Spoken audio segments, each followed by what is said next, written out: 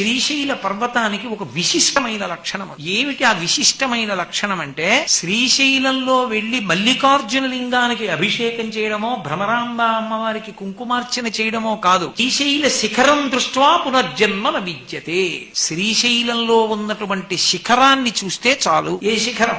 దేవాలయ శిఖరం. దేవాలయ శిఖరాన్ని చూశాడనుకోండి, పునర్జన్మ లేదు. అయితే శిఖరం చూస్తే వచ్చేస్తుందా అండి మోక్షం అంటే?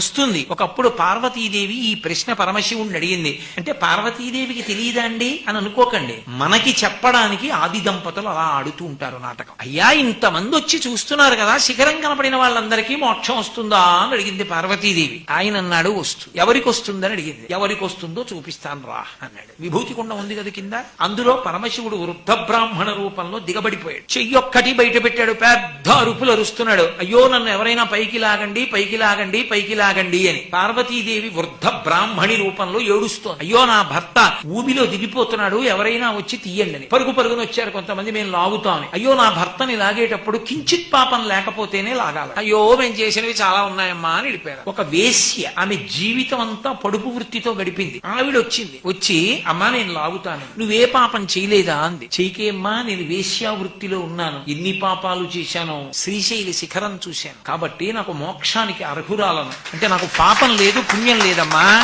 పరమశివుడు చెప్పిన మాట, శిఖరం చూశాక నాకెక్కడుంది? నాకు పాపము లేదు, పుణ్యము లేదు, రెండూ కాలిపోతే మోక్షం. ఏ ఒకటి మిగిలినా పునర్జన్మ. కాబట్టి నాకు రెండు లేవమ్మా, నేను లాగచ్చు. పరమశివుడని పైకి లాగింది. శంకరుడు అప్పుడు ప్రత్యక్షం అయ్యాడు. పార్వతి, నమ్మకం అన్నది ప్రధానం. ఎవరికి నా వాక్కు యందు నమ్మకం ఉన్నదో వాడికి మోక్షం తప్ప ఏదో ఓ ప్రయత్నం చేద్దాం అన్న వాళ్ళకి కాదు పార్వతి. ఇప్పటికీ మీకు ఆ వేశ్య ఉంది శ్రీశైలంలో, మీరు చూడొచ్చు. ఎక్కడుందో తెలుసా? మీరు మల్లికార్జున దేవాలయంలో దర్శనం చేసుకుని బయటికి వచ్చిన తర్వాత మల్లికాకుండము అని ఉంటుంది. ఆ మల్లికాకుండానికి దక్షిణ భాగంలో ఆవిడ శిల్పం, రెండు కళ్ళు అవి చెక్కి మల్లికార్జున లింగానికి పక్కనే ఉంటుంది. ఆవిడ ఏ తల్లి అంత నమ్మకంతో శివుడిని చేపట్టి లాగిందో ఆమె అక్కడే ఉంది ఇప్పటికి. ఆవిడ దర్శనం చేయమని చెప్తారు. శ్రీశైలంలో ఒక అద్భుతం, ఒక వేశ్య అంతటి ధృతితో, అంత నమ్మకంతో పరమశివుడి పక్కకే వచ్చి చేరి దేవాలయంలో ఆమె ఇప్పటికీ భక్తుల చేత దర్శనం పొందుతోంది. అందుకే శిఖరానికి వెళ్లే ముందు ఆవిడ్ని చూసి వెళ్ళమని చెప్తారు. నమ్మకం నేర్చుకో. ఆవిడ పక్కకి చేరింది, నువ్వు చేరగలవు నమ్మగలిగితే శ్రీశైలం.